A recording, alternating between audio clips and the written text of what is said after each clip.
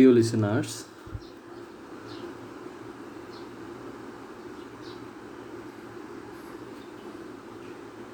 প্রাথমিক বিদ্যালয় এবং মাধ্যমিক ও উচ্চ মাধ্যমিক পর্যায়ের বেসরকারি সরকারি শিক্ষা প্রতিষ্ঠানে সাপ্তাহিক ছুটি 2 দিন করা হচ্ছে। জাতীয় শিক্ষাক্রম ও পাঠ্যপুস্তক বোর্ডের এই প্রস্তাবের অনুমোদন দিয়েছে প্রাথমিক ও গণশিক্ষা মন্ত্রণালয় এবং শিক্ষা মন্ত্রণালয় বিদ্যমান ব্যবস্থায় শিক্ষা প্রতিষ্ঠান শুক্রবার সাপ্তাহিক ছুটি রয়েছে। এরপর শুক্রবার ও শনিবার 2 দিন শিক্ষা প্রতিষ্ঠানের সাপ্তাহিক ছুটি থাকবে।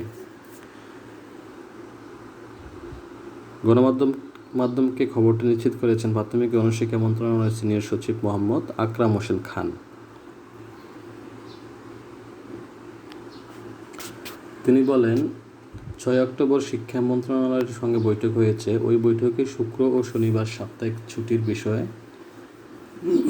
এনসিটিবির প্রস্তাবে শিক্ষা মন্ত্রণালয় ও প্রাথমিক ও গণশিক্ষা মন্ত্রণালয় সম্মত হয়েছে।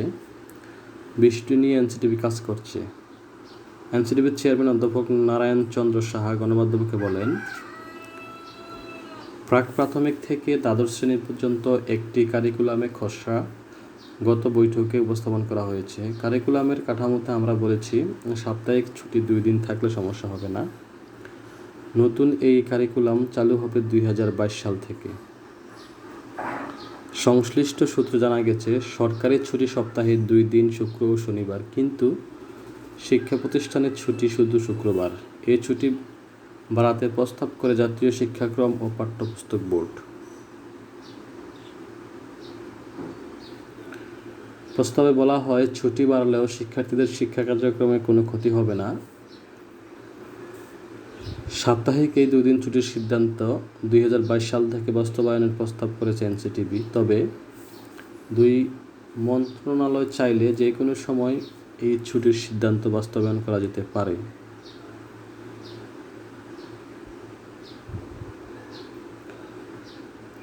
চ্যানেলটি সাবস্ক্রাইব করতে ভুলবেন না।